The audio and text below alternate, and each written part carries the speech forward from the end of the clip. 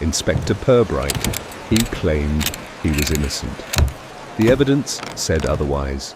The evening at the Grapes Inn was like any other. A gentle thrum of conversation, the clink of glasses, the soft shuffle of dominoes played with the solemnity of a chapel service. It was the kind of establishment where nothing startling ever happened, and should anything startling dare to occur, it would be swiftly smoothed over by the barmaid's frown and a pint of bitter.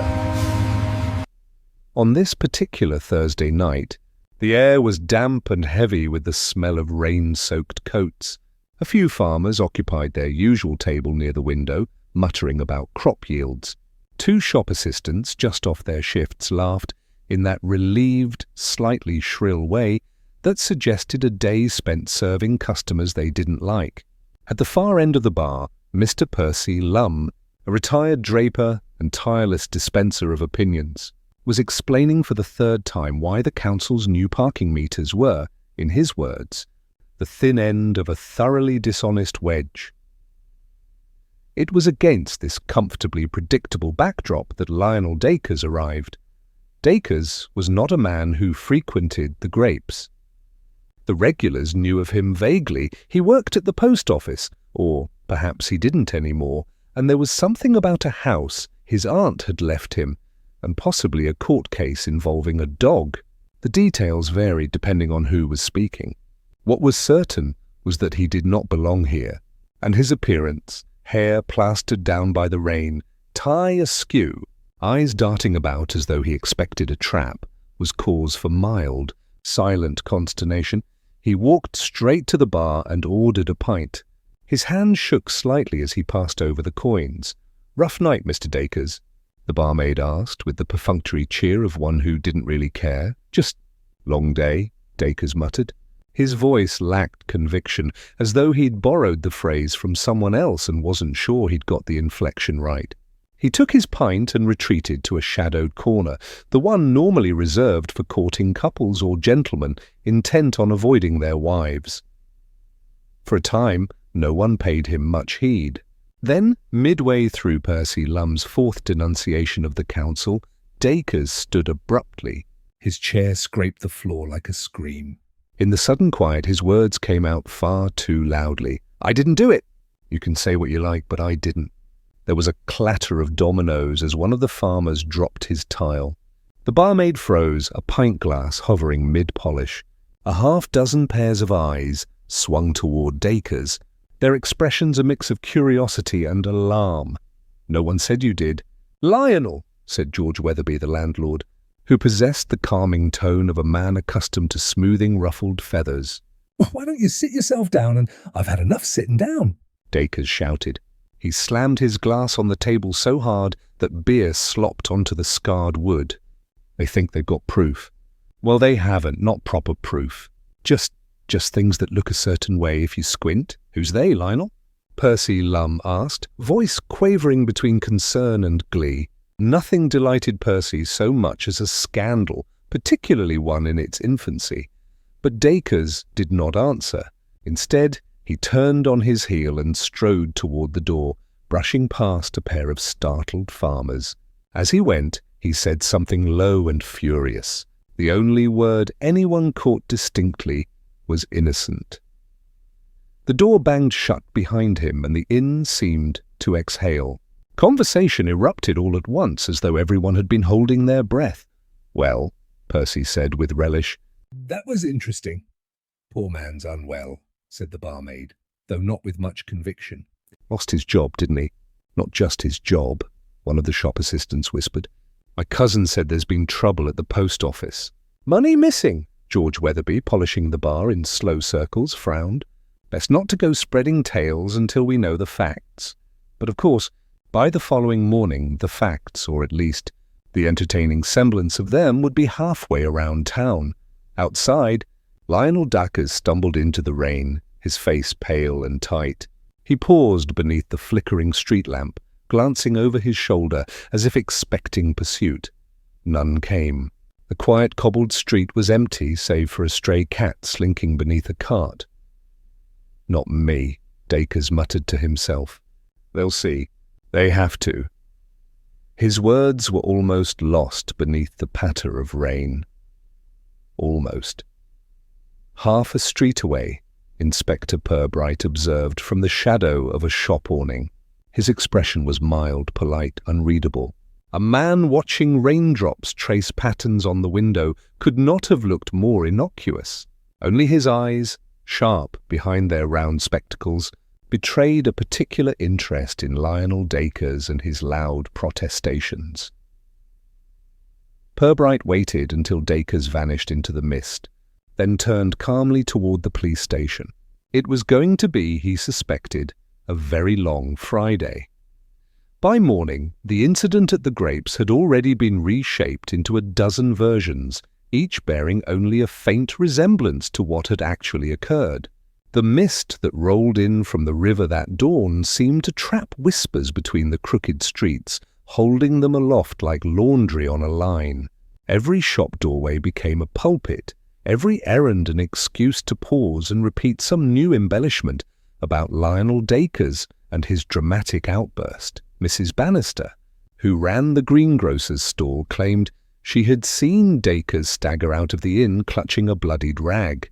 By mid-morning, this had become a blood-soaked sack, then a body-sized bundle. Meanwhile, young Arthur Briggs swore he overheard Dacres on the high street muttering about getting away before they found it, though when pressed, Arthur couldn't quite recall whether the words had been before they find out. The distinction mattered very little to those eager to pass the tale along. The post office, usually the calm epicenter of the town's routines, buzzed like a disturbed hive. A queue formed not out of need for stamps or parcels, but for the opportunity to catch the expression on the postmistress's face. Mrs. Cowperthwaite, a lean woman with sharp eyes and a sharper tongue, wore a look of tight-lipped endurance that only fanned the flames further. When someone finally asked her directly about Lionel Dacres, she sniffed and said she was not at liberty to discuss internal matters. This, naturally, was interpreted as confirmation of the wildest rumours. At precisely 10 o'clock, Purbright strolled into the market square with his usual unhurried gait. He paused at the newsagent's window, studying the headlines without buying a paper. To an onlooker, he appeared simply another citizen passing the time. In truth, he was listening. The square was alive with snippets of conversation, and his patient ear collected them as carefully as a gardener gathers seeds. Told the vicar himself straight out, "I'm innocent," he said. Imagine saying that to the vicar. They say there's a missing ledger at the post office. Fancy that. Ledgers go missing all the time, but this one was important. My cousin's brother-in-law works with Lionel's cousin. There's been trouble for weeks. Everyone knew it was coming. The inspector's face remained impassive, though now and then he adjusted his spectacles with a small, deliberate motion that might have signified interest or simply a smudge on the lens. When Sergeant Love arrived, looking flustered and slightly damp, Purbright greeted him with a mild nod. "Busy morning," Love said, as if surprised to find the market square bustling with more speculation than commerce. "Indeed," Purbright replied. Curious how swiftly uncertainty fills a vacuum. "We have, as yet, no statement of fact beyond what was observed at the Grapes last night." Love shifted uncomfortably. "Still, sir, the way he shouted like that, protesting his innocence when no one had accused him outright, it's not the behaviour of a clear conscience." "Perhaps not," Purbright agreed softly. "But let us be cautious. Guilt, Sergeant, often wears the mask of calm reason. Innocence, on the other hand, may present itself in any number of unfortunate ways." They walked together toward the post office, weaving through knots of gossiping townsfolk. As they passed Mrs. Bannister's stall, the woman leaned forward eagerly. "Inspector, you'll be wanting to speak to me, I expect," she said, with the air of one bestowing a favour. "I was there last night. Saw it all, indeed." "That must have been quite a sight," Purbright replied politely, neither confirming nor denying her importance to the inquiry. "I am sure we shall talk in due course."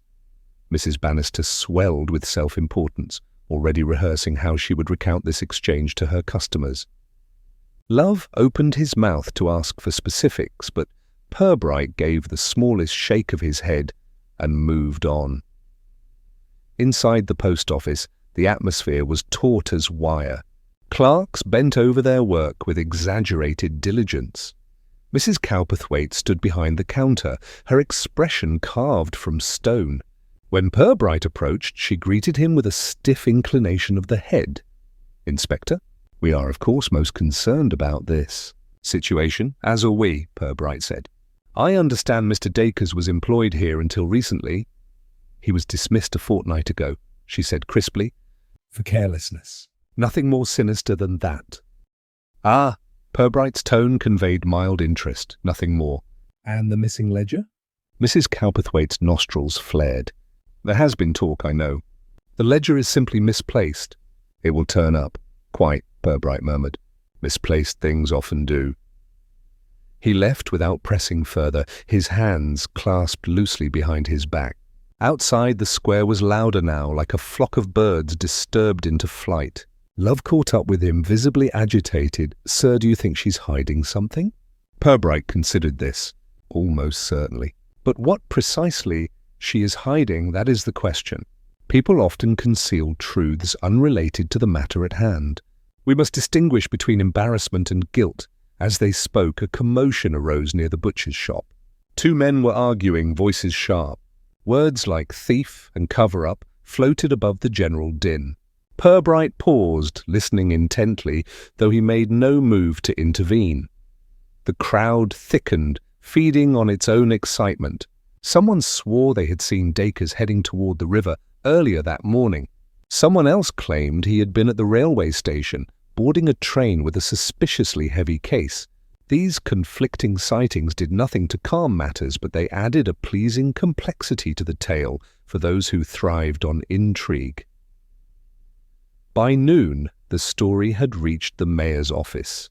Councillor Blackwood summoned Purbright for a quiet word, which, as usual, meant a firm suggestion disguised as concern. Blackwood, a portly man whose tie always seemed on the verge of throttling him, leaned across his desk. "Inspector, we mustn't allow this to get out of hand." "It reflects poorly on the town," Purbright inclined his head. "Indeed, Councillor. Yet it seems the matter is already very much out of hand," Blackwood flushed. "All the more reason to resolve it quickly. If Dacres is responsible for whatever it is, money missing, ledger gone, whatever, best to have him charged at once. Make an example." Purbright's expression remained serene. "I prefer to make only the examples warranted by evidence," Blackwood harumphed, unconvinced. "Just see that you don't dawdle." Outside, the sky had cleared, though the air still smelled of rain. Purbright walked back across the square at an unhurried pace, his mind quietly sifting through the noise of the morning. Among the wild theories and contradictory accounts, there were, he sensed, a few grains of truth. The trick would be to let them settle naturally, like silt in still water. Behind him, the gossip continued to swirl, louder than ever. Inspector Purbright believed that a town's truths revealed themselves most readily over cups of tea and conversations that seemed, on the surface, to be about nothing at all. Thus, his first stop that afternoon was not to confront Lionel Dacres or to storm through the post office archives, but to pay a call on Mrs. Olive Trett, whose husband had once served on the parish council and whose back garden overlooked the very lane Dacres was said to have hurried down the previous night. Mrs. Trett, round of face and sharp of ear, welcomed Purbright with the mixture of flustered pride and cautious suspicion reserved for visits from authority figures. She insisted on tea and currant scones before the inspector had spoken 3 words. "It's such a to-do, isn't it?" she began eagerly, once they were seated in a sunlit parlour crowded with china figurines. Lionel shouting like that in the public house. "I told my husband," I said, "Arthur, there's something not right about that man." Purbright smiled mildly. "Indeed, and what gave you that impression, Mrs. Trett?" She leaned forward conspiratorially. "He's quiet most times, too quiet. Always nodding, never speaking up. But last night, well, you'd think the world was against him, poor creature. Still, people don't behave that way without reason." "Quite so," Purbright agreed, sipping his tea. "I understand you may have seen him leaving the area afterwards." Mrs. Trett's eyes gleamed. "I did! Saw him rush down Brine Row like the hounds of Hades were after him. Couldn't see what he carried, mind you. It was dark and he was huddled over, but there was definitely something under his coat. Something bulky." "Bulky," Purbright repeated, nodding.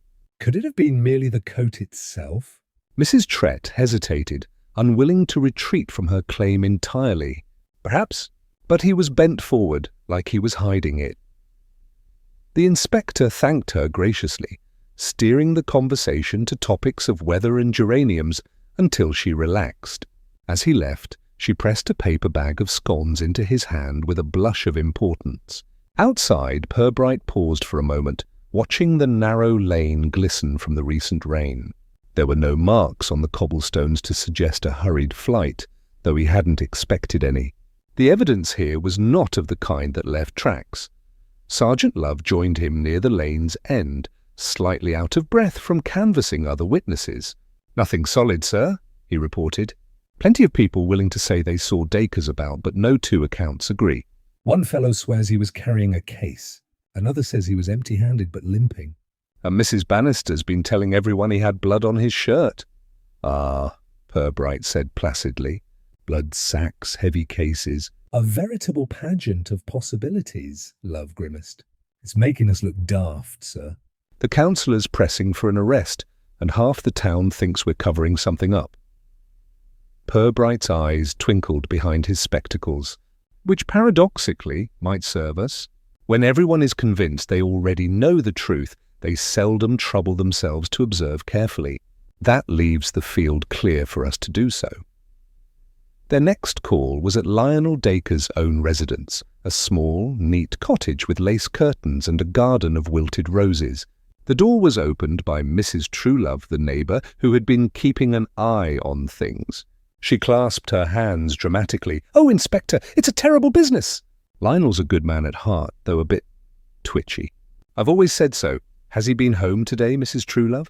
Purbright asked gently. "Not since last night," she said, lowering her voice.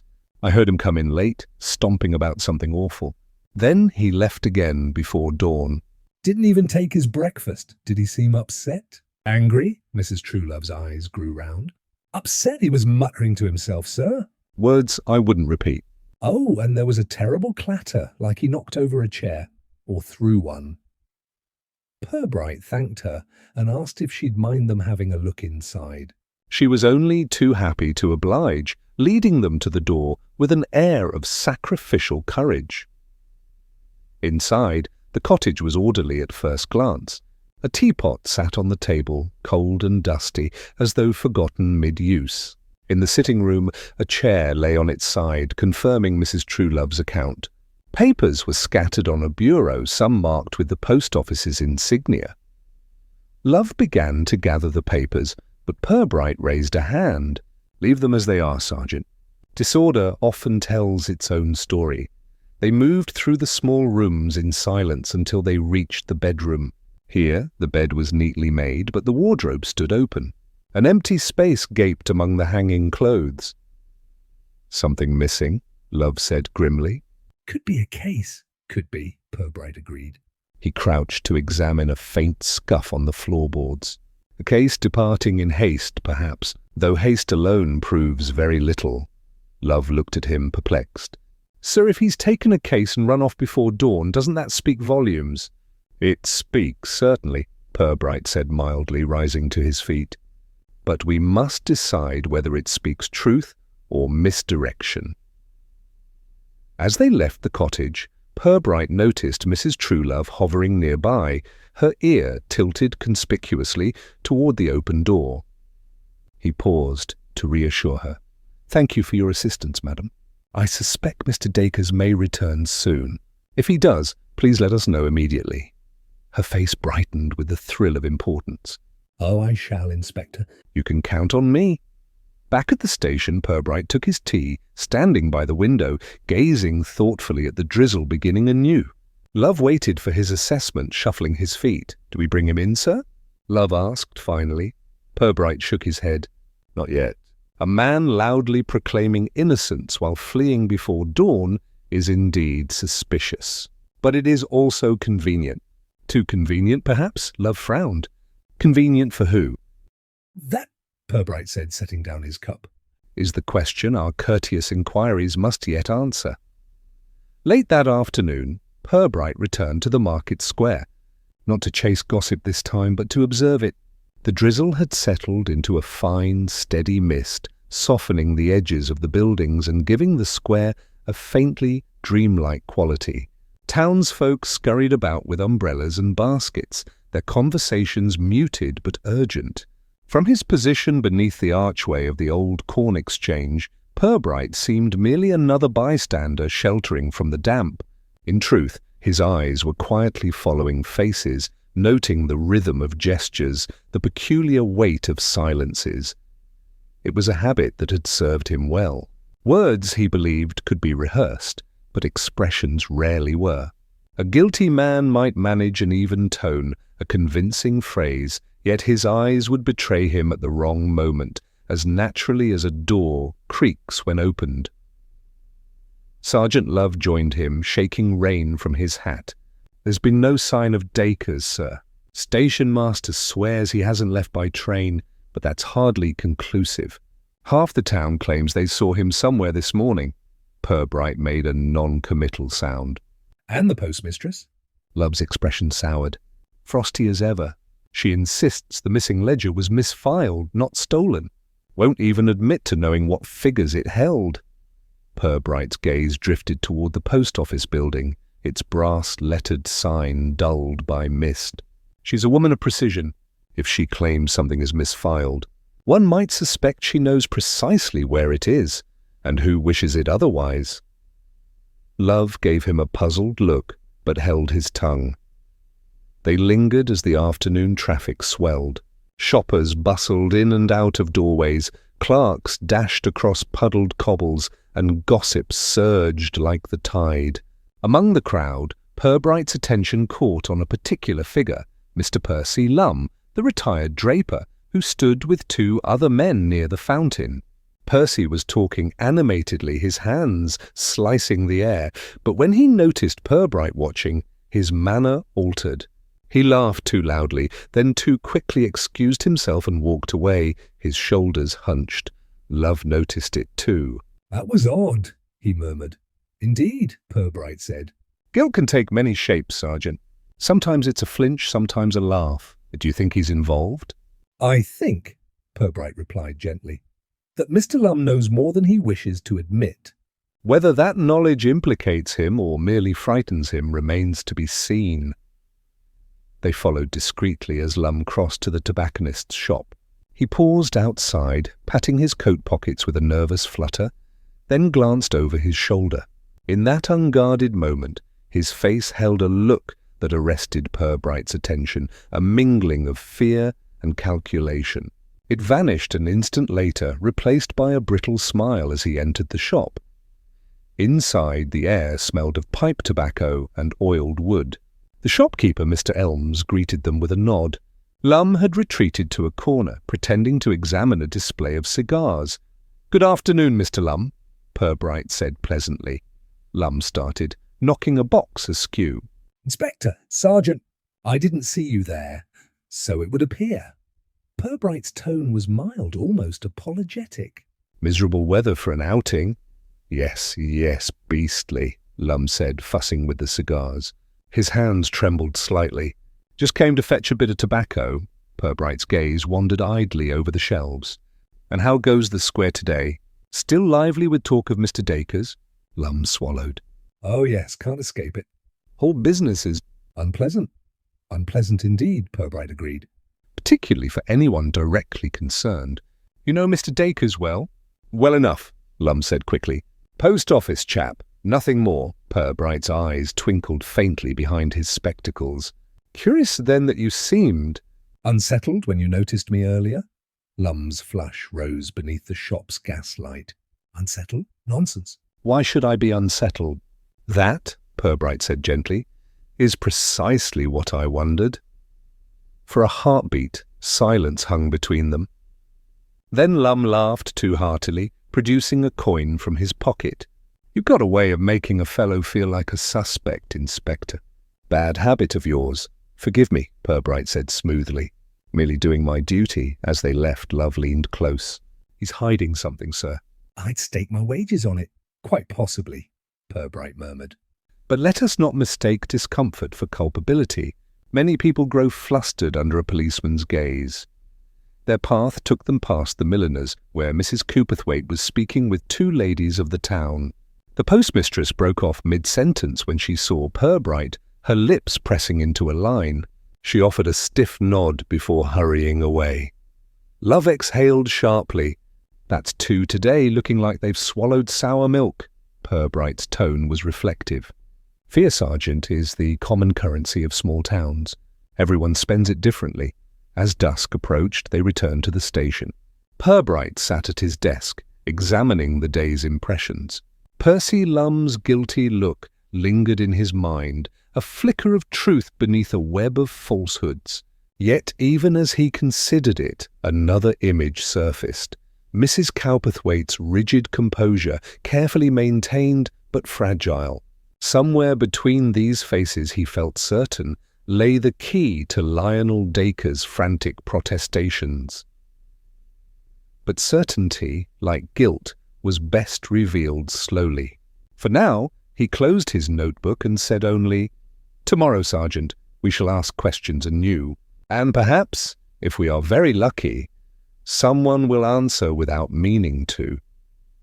Morning light filtered through the station's high windows, painting pale rectangles on the worn floorboards.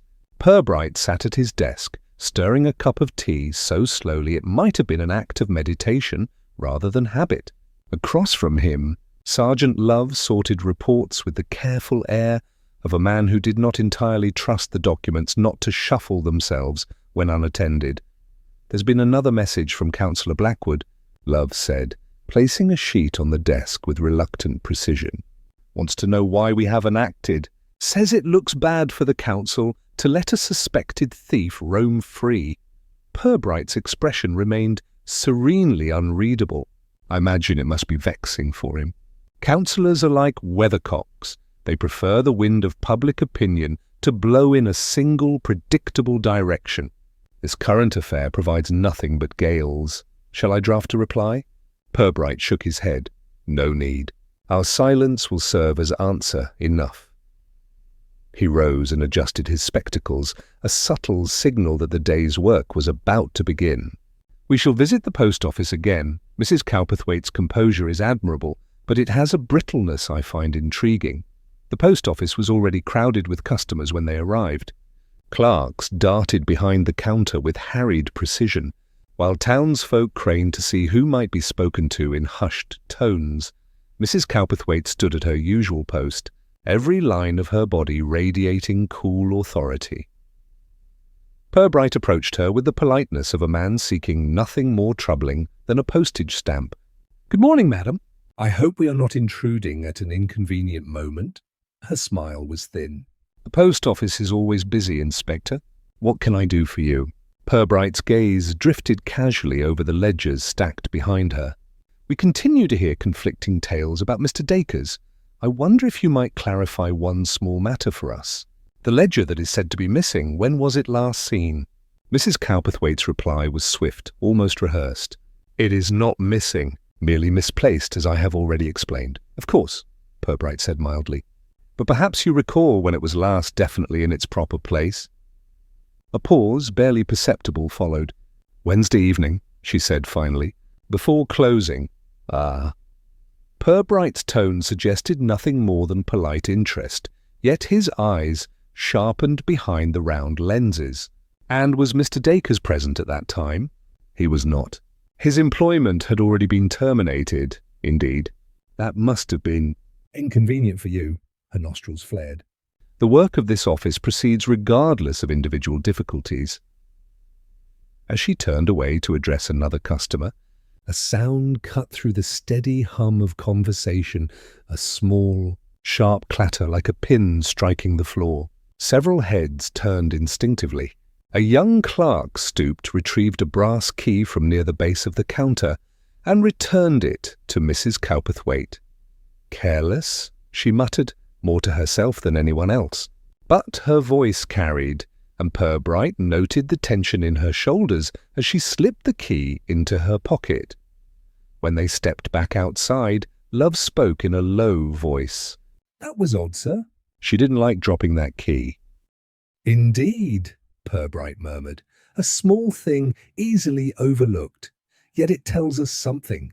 Keys are entrusted only to those who fear losing control." Before Love could ask what he meant, Percy Lum appeared at the far end of the square, bustling along with exaggerated purpose. He was clutching a brown paper parcel under one arm. When he saw Purbright, his step faltered. For a moment he seemed on the verge of turning back.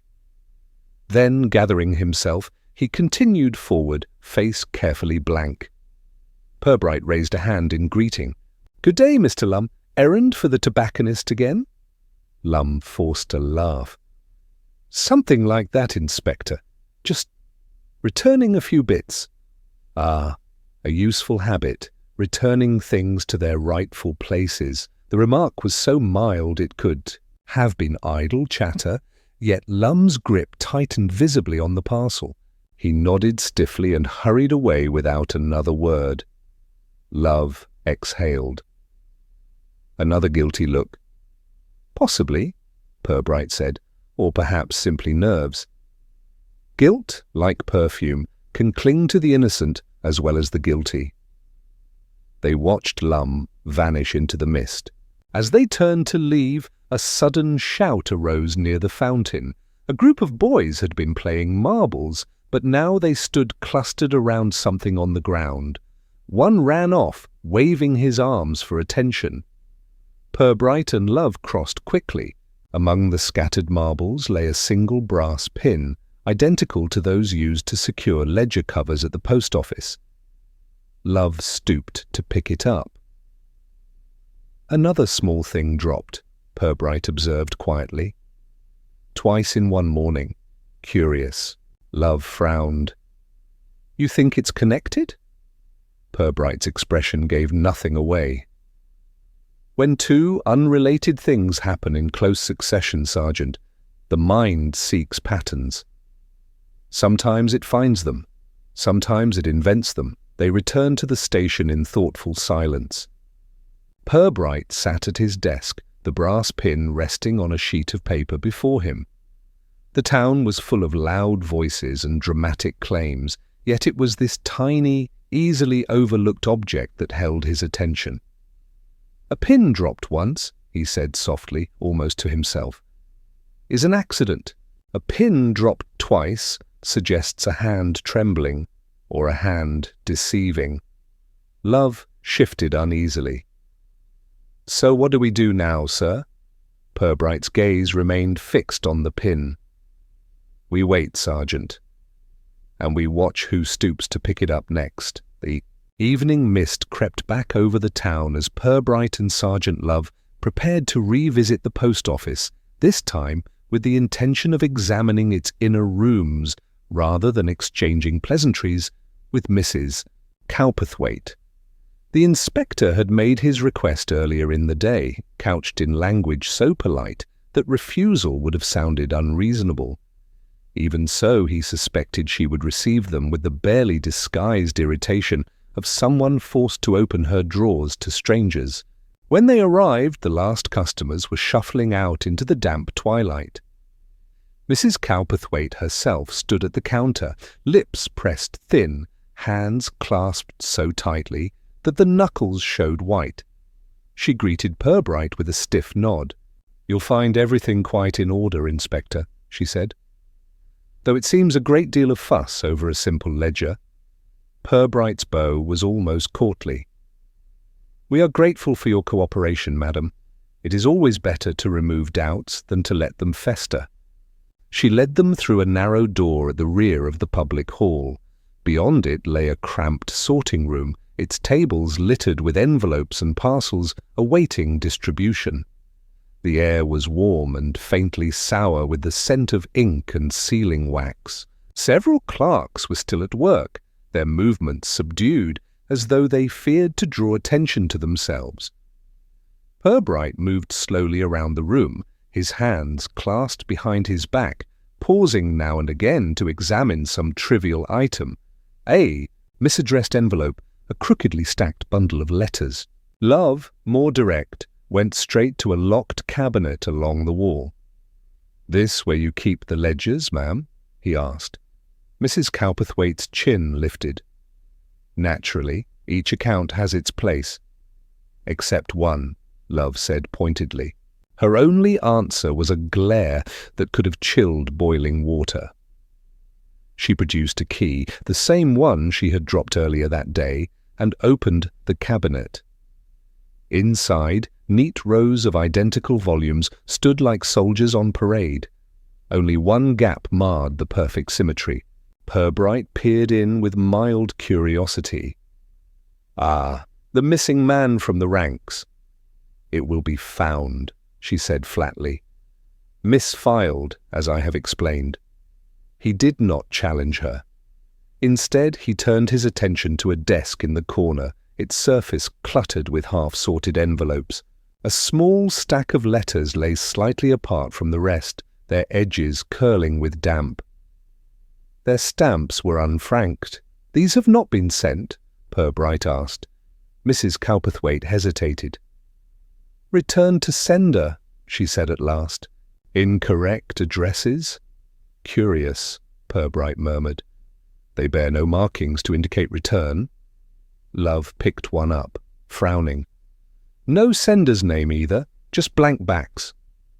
Purbright examined another, holding it delicately by the corners. The handwriting was neat, but impersonal, each letter precisely formed. A tidy hand, professional, one might say. Mrs. Cowperthwaite moved closer, an edge to her voice. "Inspector, if you have no postal matters to conduct, I must insist you leave us to our work." He smiled pleasantly, replacing the envelope. "Of course, madam. We have trespassed on your time quite enough for one evening." Outside, as the door closed firmly behind them, Love muttered, "She's hiding something, sir. You saw how she flinched when you touched those letters?" "I did," Purbright said softly. "And I suspect those letters have never seen the inside of a postman's bag." "But why keep them there? And why leave them unstamped?" Purbright's steps slowed as they reached the corner of Brine Row. "Because their purpose was never delivery, Sergeant. Only appearance. Letters can serve as messages, even when they are never posted." Love scratched his head. "I'm not sure I follow." "Consider," Purbright said. "A person could place a letter here, confident it would never leave this room. Another could come, see it, and understand its meaning without a single word being spoken. Communication by implication." "Like a code," Love said slowly. "But then, what sort of message would need to be hidden like that?" Purbright's gaze was distant, his voice mild. "The sort that, if spoken aloud, might ruin reputations or fortunes." They walked on in silence, their boots echoing faintly on the wet cobblestones. Near the end of the lane, a figure emerged from the mist. Percy Lum again. He started at the sight of them, then plastered a smile across his face. "Evening, Inspector. Out late, aren't we?" Purbright inclined his head. "And you as well, Mr. Lum? Errands never cease?" "Oh, just stretching my legs," Lum said too quickly. "No harm in that." "Indeed." Purbright's gaze lingered on the man's damp coat sleeves. "Though it is an inclement evening for exercise." Lum laughed nervously and hurried away. Love watched him go. "Third time we've run into him since yesterday. He's up to something." "Quite possibly," Purbright said. "But note that he always appears at the edges of things, never at the centre, like a man hovering near a bonfire without daring to step too close."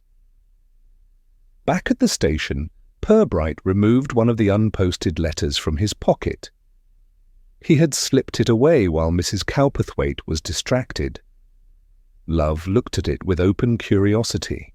"Shall we open it, sir?" "Not yet," Purbright said, placing it carefully in a drawer. "Sometimes the unopened envelope tells us more than the words inside." He settled into his chair, eyes half closed, as though listening to some distant echo. In the quiet of the room, the letter lay between them like a question unasked, its blank back gleaming faintly under the lamp.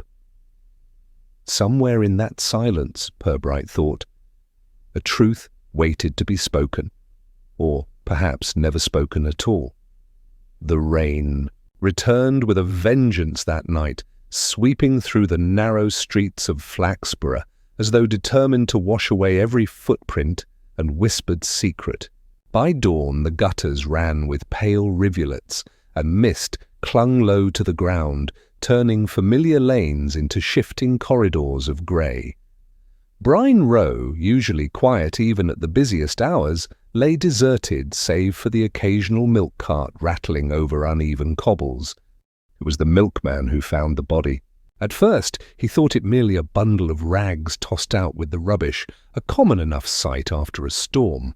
But when he bent to move it, the shape beneath the sodden coat resolved itself into limbs, a face half turned toward the wall.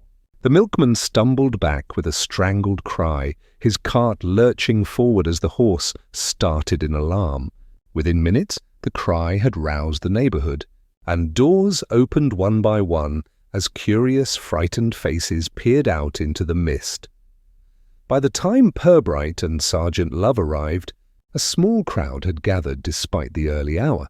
Neighbours stood in huddles, whispering and clutching shawls tightly about their shoulders. The inspector's approach was calm and unhurried, as though he had been summoned to nothing more urgent than a lost dog. Love, however, pushed through the onlookers with brisk efficiency, clearing a space around the body.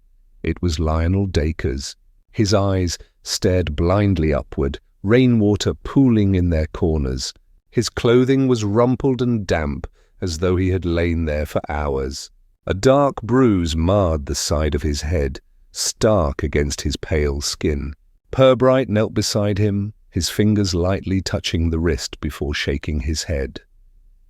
"No sign of life," he said softly, "though that was evident before we arrived." "Looks like a nasty blow," Love observed grimly. Could have been a fall. Or someone helping him along. Purbright's gaze travelled over the surrounding cobbles. The ground is slick, but not treacherous enough to cause such a mark unaided.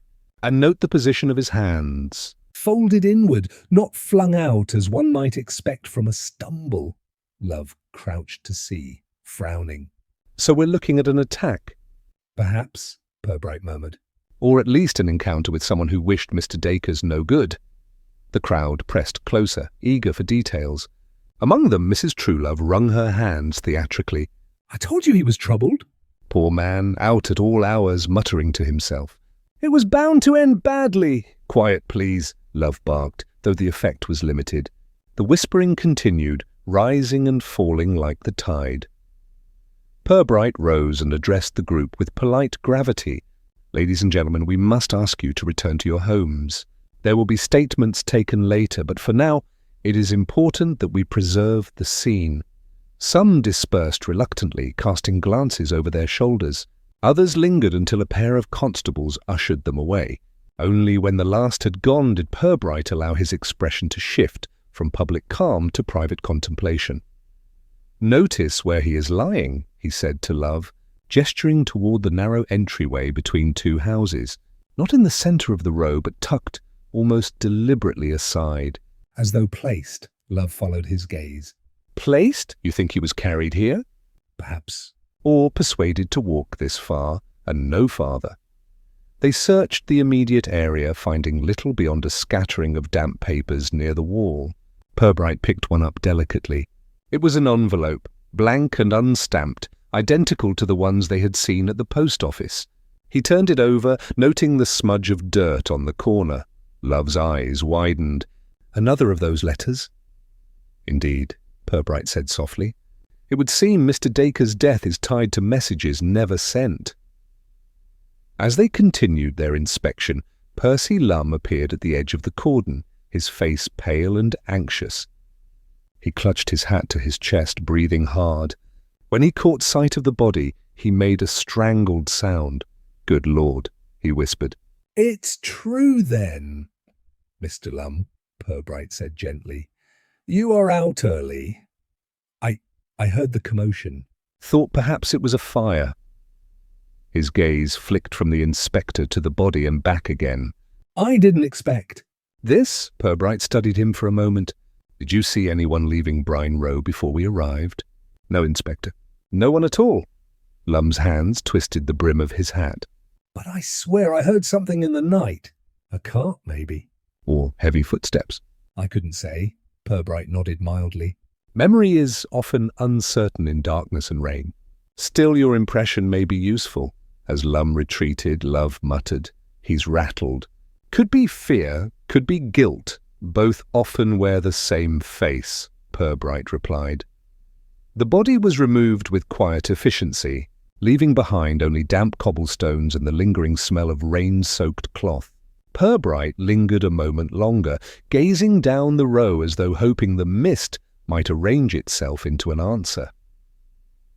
Back at the station, they laid the envelope beside the one Purbright had taken earlier. Love stared at the two identical blanks. "What do you make of it, sir?" "That someone went to considerable trouble to ensure these letters existed, yet never travelled," Purbright said thoughtfully. "And that Mr. Dacre's death may have been the final message in that silent correspondence." Love's brow furrowed. "But why kill him? If he knew something, why not just scare him off?" "Because, Sergeant," Purbright said softly, "fear is useful only while a man is alive to feel it." After that, silence becomes more convenient. They were interrupted by a constable entering with a report. "No sign of forced entry at Dacre's cottage, sir." "And nothing taken, at least nothing obvious." Purbright accepted this with a nod. As expected, whoever did this did not seek property. They sought conclusion. As the day wore on, news of the discovery spread through the town like wildfire. By afternoon, the square was alive with speculation. Some declared Dacres a thief who had met a fitting end. Others whispered of blackmail, secret lovers, or conspiracies involving the council. Each theory was more elaborate than the last, yet none touched the quiet, chilling truth that Purbright sensed beneath it all. Standing by the window, he watched the fog roll back over Brine Row, erasing the morning's scene as thoroughly as if it had never been. Somewhere out there, he thought, someone believed their secret safe beneath that same mist. But secrets, like bodies, had a way of surfacing, and when they did, it was rarely in the form expected. The station was unusually still that evening. Most of the constables had been dispatched to manage the restless town, leaving the rooms quiet, but for the distant clatter of a typewriter and the occasional muted creak of timbers settling against the damp night air. Purbright sat alone at his desk, the glow of a single lamp casting a pool of light over his papers. Beyond its reach, the corners of the office seemed to retreat into shadow, giving the impression that he worked inside a lantern adrift on dark waters. On the desk lay the two envelopes, side by side, identical in their stark blankness. He regarded them as one might regard a pair of playing cards whose faces had yet to be revealed. Somewhere between these slivers of paper and Lionel Dacre's lifeless body, he felt sure, lay a connection more significant than the townsfolk's muddled theories about theft or temper. He considered Dacres himself, a man of modest habits and unremarkable life, suddenly thrust into the center of a drama he had neither the wit nor the will to navigate. His protestations of innocence had rung true enough in tone, if not in context. It was possible, Purbright reflected, that Dacres had been telling the truth all along, truth distorted by those who found it inconvenient. Innocence, after all, rarely proclaimed itself with perfect dignity. More often, it appeared ragged, unconvincing, even faintly ridiculous. Purbright's fingers brushed the edge of one envelope. There was no seal, no hint of what lay within, only the certainty that these letters had never been intended to travel. Mrs. Cowperthwaite's brittle composure when questioned about them, Percy Lum's nervous flitting around the square, the counsellor's impatient demands, all were fragments of a larger pattern. Yet the shape of that pattern remained stubbornly obscured, like a picture glimpsed through warped glass. He rose and crossed to the window. Outside, the mist rolled back in from the river, softening the street lamps into dim halos. Brine Row lay hidden somewhere beyond the vale, a narrow thread of cobbles upon which a man had died without witnesses. The town itself seemed to breathe around him, doors closing, voices murmuring, the subtle shift of curtains as neighbours kept vigil over one another's secrets. It struck him that Flaxborough was, in its way, a living organism. Each shopkeeper, each counsellor, each clerk was a cell within it, performing a function often hidden from view. The death of Lionel Dacres was less an isolated event than a symptom, a flare of inflammation drawing attention to some deeper ailment. The question was not merely who had struck the blow, but why the organism had required it. He turned back to his desk and opened his notebook, sketching lines and names in his precise hand. Dacres at the centre, linked to the post office, to Mrs. Cowperthwaite, to the missing ledger. From there, a branching path to Percy Lum, hovering like a moth at the edges of the affair. Another line to Councillor Blackwood, whose urgency seemed out of proportion to civic concern. Each name circled, connected, revised as new thoughts surfaced. At one point, Purbright paused and added a small dot between Cowperthwaite and Lum, unlabelled. He tapped the nib of his pen against it thoughtfully. There was someone missing in this arrangement, someone whose absence was too deliberate to be natural. Whether that absence was a shield or a weapon, he could not yet tell. A knock at the outer door interrupted his reverie. Sergeant Love entered, looking weary and damp. He removed his hat and ran a hand through his rain-flattened hair. "Town's in an uproar, sir.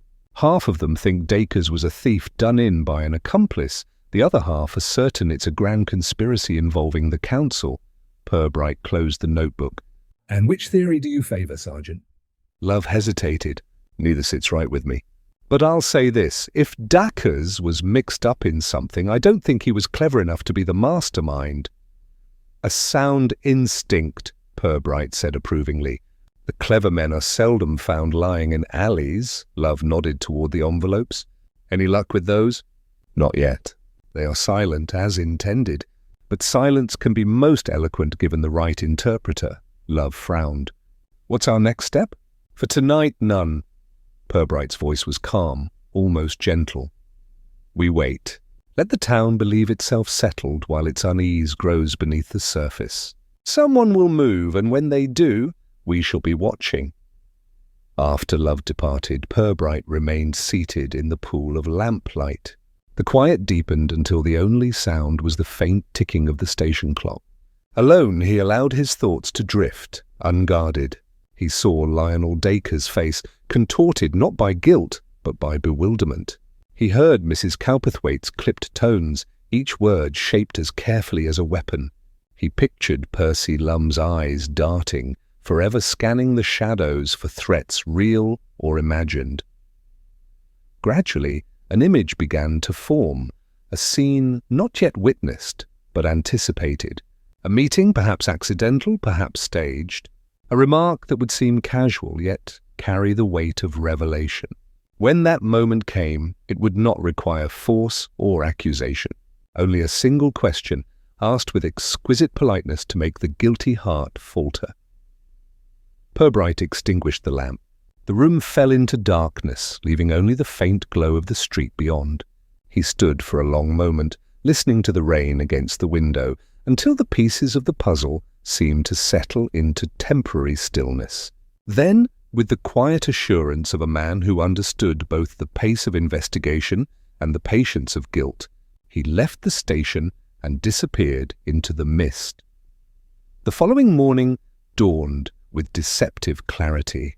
The mist having rolled back to reveal streets scrubbed clean by the night's rain. Market Square bustled as though eager to restore normality, but beneath the lively chatter there ran a nervous undercurrent, like the hum of a wire under tension. Purbright arrived at a measured pace, his manner calm and unremarkable. Sergeant Love followed a step behind, carrying the air of a man who knew something was about to happen, but not precisely what. They crossed to the post office first. Mrs. Cowperthwaite was at her station, immaculate as ever, though her greeting was cool to the point of frost. Her gaze flicked briefly to Purbright's hands, as if to confirm that he carried no warrant or demand for inspection. "Good morning, madam," Purbright said pleasantly. "I hope this day finds you well." "It is as it always is, Inspector," she replied, the words crisp enough to cut paper, "though I cannot say the same for the state of the town." "Indeed." The recent "Disturbance has given rise to many rumours." Purbright allowed his tone to convey mild regret. "It would be well to put them to rest. If you could spare us a few moments, perhaps we might discuss one or two matters in private." Her lips tightened, but she inclined her head. "Very well. This way." In the small back room, Purbright took care to sit not opposite her, but at a slight angle, as though they were two acquaintances having tea rather than adversaries. Love remained standing by the door, silent but attentive. "I understand," Purbright began gently, "that Mr. Dacre's dismissal was for carelessness." Mrs. Cowperthwaite's hands folded neatly in her lap. "It was. His work had become unreliable." "And yet," Purbright continued, "no other clerk has been dismissed, despite the missing ledger." "A ledger last seen, you told us, on Wednesday evening." "That is correct," she said, meeting his gaze with steady defiance. Purbright nodded thoughtfully. "It is a curious thing how an object may vanish without leaving a trace. Curiouser still when a second object appears, identical, yet quite different in purpose." Her composure faltered by a fraction, a faint narrowing of the eyes. Purbright let the silence stretch until it grew uncomfortable, then added mildly, "These letters, for instance." Love produced the 2 blank envelopes and laid them on the table. Mrs. Cowperthwaite's glance darted toward them before she could prevent it.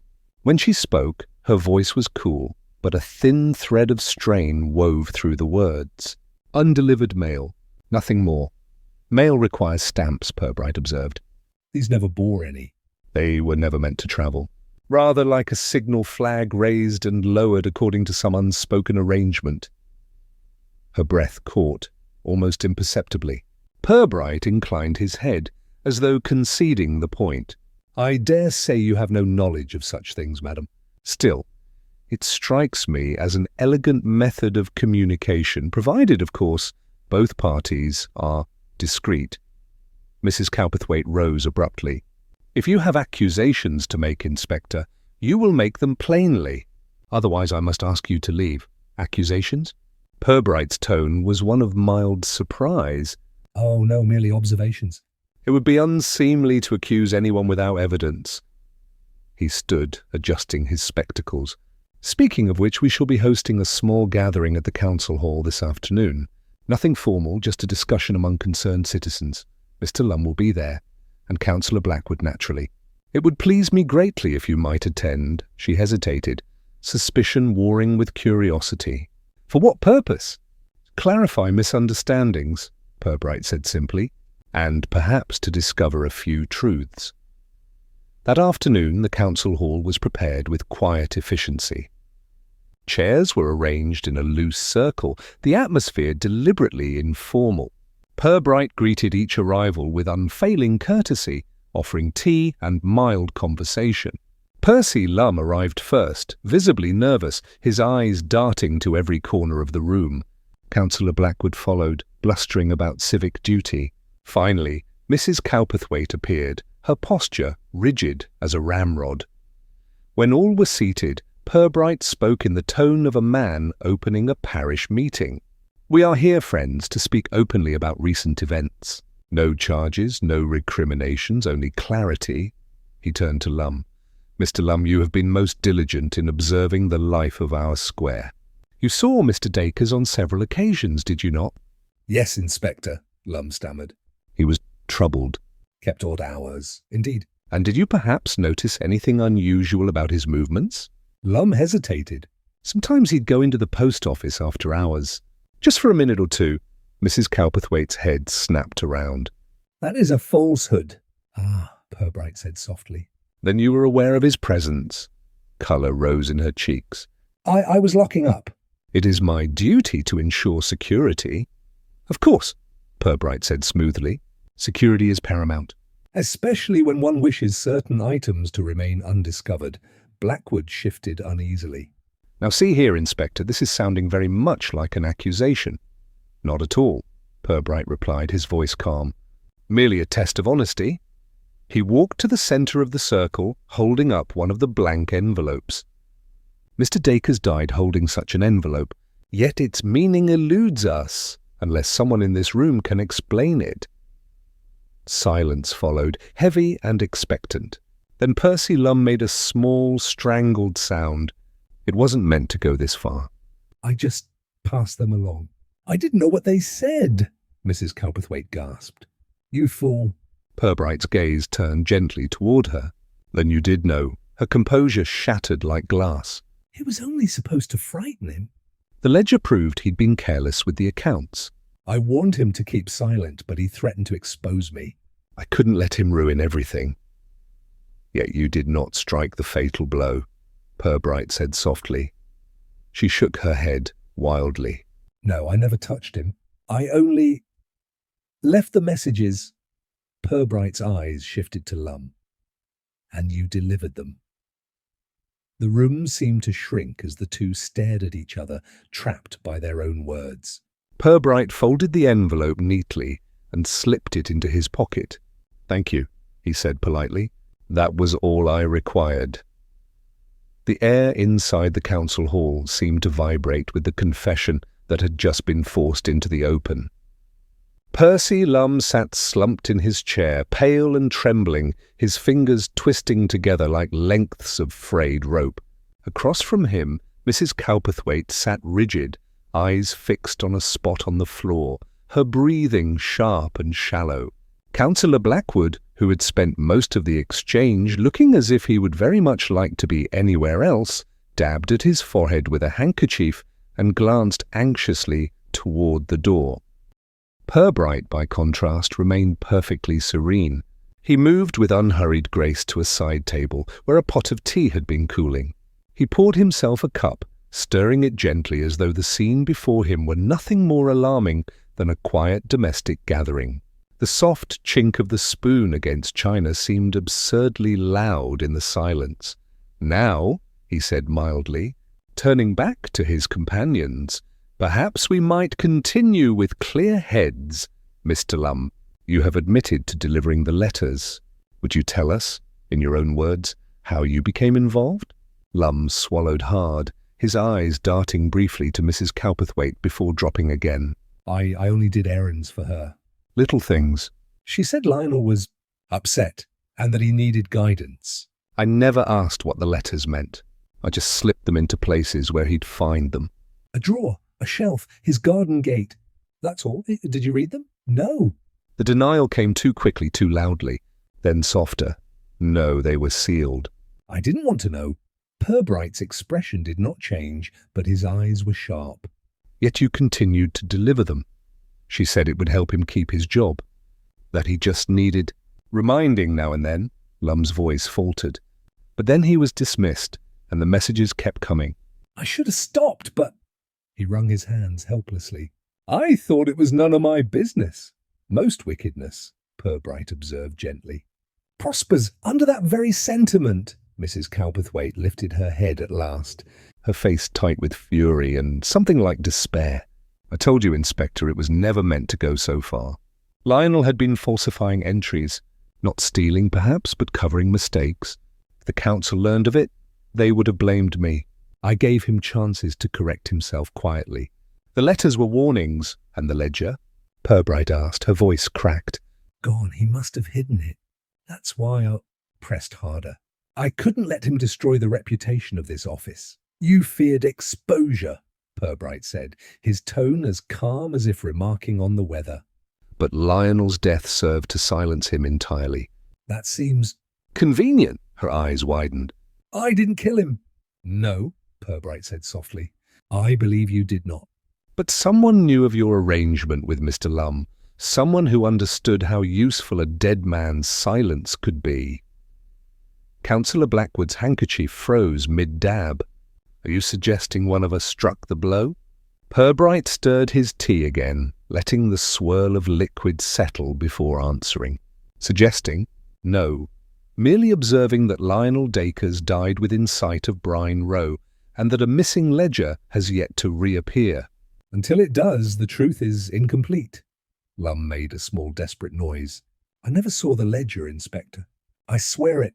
No, Purbright agreed. But you might have noticed. Where Mrs. Cowperthwaite's letters were collected before delivery, Lum blinked, startled. The sorting room cupboard. She kept them there, stacked neatly. And that cupboard, Purbright continued, is also where the ledgers are kept. An interesting overlap, don't you think? Mrs. Cowperthwaite's lips parted in protest, but Purbright raised a hand. Do not trouble yourself, madam. I do not believe you placed the ledger there, but I believe someone else may have discovered it and removed it. Blackwood shifted in his seat, his eyes narrowing. You mean a thief? From outside? Purbright's gaze rested on him with polite steadiness. Or inside. The council, after all, oversees the post office budget. A discrepancy might cast a shadow over more than one desk. The councillor's face darkened. That's outrageous. Perhaps. Purbright set down his teacup with delicate precision. Perhaps not. He turned once more to Lum. Mr. Lum, do you recall seeing anyone near the post office late at night besides Mr. Dacres? Lum hesitated, then nodded. Once, I thought it was a trick of the light, but someone tall, wearing a long coat, moving quickly. I didn't think it mattered. It always matters, Purbright said softly. The room seemed to contract around them, the silence growing heavy. Mrs. Cowperthwaite stared at the councillor with dawning comprehension, while Blackwood's gaze skittered toward the door like a trapped animal seeking escape. Purbright allowed the moment to ripen, then spoke with quiet finality. Lionel Dacres discovered discrepancies. He may not have understood their full import, but he recognized enough to be dangerous. The letters frightened him, but they also forced him into secrecy, ensuring he would speak to no one openly. That secrecy allowed another to act unseen. When Mr. Dacres threatened to go public, the blow was struck. Blackwood rose, blustering. This is absurd. Sit down, councillor, Purbright said, his voice still courteous but edged with steel. You are not under arrest yet. Slowly, Blackwood lowered himself, his hands trembling. Purbright regarded him with mild pity. You may have believed it a simple matter. A ledger removed, a man silenced, a town spared embarrassment. But crimes like teacups are fragile. Sooner or later, a crack appears. He looked around the room, his gaze passing over each face. The truth, ladies and gentlemen, has a way of revealing itself, no matter how carefully hidden. Our task is merely to listen when it speaks. He finished his tea, setting the empty cup down with a soft click. Now, Sergeant Love will take your statements. I believe, when arranged properly, they will fit together as neatly as these cups on a tray. With that, he rose, leaving the others in stunned silence. Behind him, the sound of Love's pen scratching across paper mingled with the faint rattle of teacups, the final delicate notes of a performance played to its inevitable end. By the following morning, the storm had passed. Sunlight broke through the thinning mist, catching on wet roof tiles and giving the square a deceptive air of renewal, as though the town itself wished to pretend the past days had been no more than a passing squall. Shopkeepers set out their wares with deliberate cheerfulness, and the usual rhythms of commerce returned, albeit with a slightly self-conscious energy. People nodded to one another a fraction too quickly, spoke in tones a shade too bright. each seeking to reassure themselves that life was as it had always been. Inspector Purbright walked through the square at his usual unhurried pace, returning greetings with his mild smile. He noted how conversations faltered as he approached, how gazes slid away and then crept back once he had passed. The events at the council hall were already the stuff of rumour, though the truth remained largely concealed beneath layers of speculation. To most of Flaxborough, the death of Lionel Dacres had resolved itself into a comfortably vague tale of misfortune, a matter to be filed away like old newspapers. Only a handful of people knew how closely ruin had brushed the town's surface. At the post office, business continued as though nothing had happened. Mrs. Cowperthwaite presided from behind her counter with a face of such rigid composure it might have been carved from marble. She acknowledged Purbright's polite bow with the barest inclination of her head. The clerks moved briskly, their chatter subdued. If there was relief among them that the scandal had not spread further, it was carefully hidden beneath professional routine. Percy Lum was not at his usual corner by the tobacconists. A constable reported seeing him leave early that morning, suitcase in hand, boarding the first train out of town. Purbright suspected that Lum would not return. His role in the affair had been more pawn than player, but pawns seldom enjoyed remaining on the board once the game was concluded.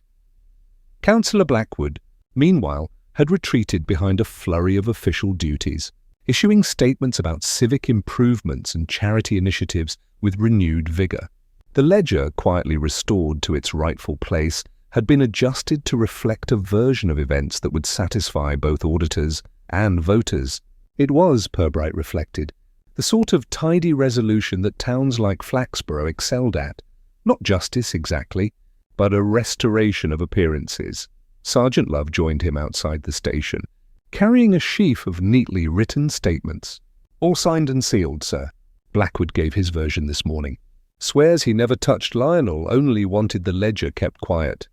"And Mrs. Cowperthwaite?" Purbright asked. "Resigned," Love said. Handed in her keys without a word. "She's leaving to stay with her sister in Ely. Said she'd rather face questions from family than from neighbours." Purbright nodded thoughtfully. "A wise decision." "The town will forgive her sooner at a distance." They walked together toward Brine Row, now scrubbed clean of the previous day's grim spectacle. The cobblestones glistened in the sunlight, and the narrow alley seemed smaller, almost inconsequential. Love glanced around uneasily. "Feels strange, sir. Standing here, knowing what happened." "Places absorb memory, Sergeant," Purbright said gently. "But they do not hold it forever." "In time, another story will settle over this one, and the row will seem unchanged." Love hesitated. "Do you think people will ever know the whole truth?" "They will know a truth," Purbright replied. "Whether it is the whole of it matters less than whether it allows them to sleep at night." As they turned back toward the square, the bells of St. Swithin's struck the hour. A group of children ran laughing past them, splashing through puddles. Life, insistent and indifferent, resumed its course. At the station later, Purbright returned to his desk. The 2 blank envelopes lay in a drawer, no longer evidence, merely relics. He considered destroying them, then closed the drawer instead. Some symbols, he felt, were best left intact, even when their meaning had been spent. Love lingered at the door. "It's done then?" "Properly finished?" Purbright's pen scratched across a report before he looked up. "Finished enough. There will be talk, of course." "There always is." "But the talk will fade." He gestured toward the window, where sunlight now streamed through clear glass. "Flaxborough thrives on routine, Sergeant. Give it time, and even this will become no more than another story to tell over tea." Love gave a short, relieved laugh. "Glad to hear it. I could do with a bit of routine myself." "Then fetch us both a pot," Purbright said, his tone warm but distracted. When Love departed, Purbright sat back, folding his hands. In his mind's eye he saw Lionel Dacres as he had been that first night at the Grapes, protesting his innocence to a roomful of indifferent faces. The words had seemed foolish then, overwrought. Now they lingered with a quiet poignancy. Innocence, Purbright reflected, was seldom tidy. It rarely ended with applause or vindication. More often it slipped away unmarked, leaving only questions and the faintest trace of regret. Outside, the square bustled on, the laughter of children mingling with the clatter of shop doors and the cry of market sellers. The town had resettled itself, as towns always did, smoothing its surface over the cracks beneath. Purbright reached for another sheet of paperwork and dipped his pen, ready to resume the endless, comforting business of order. Thanks for watching the video. Don't forget to like, share, and subscribe. The end.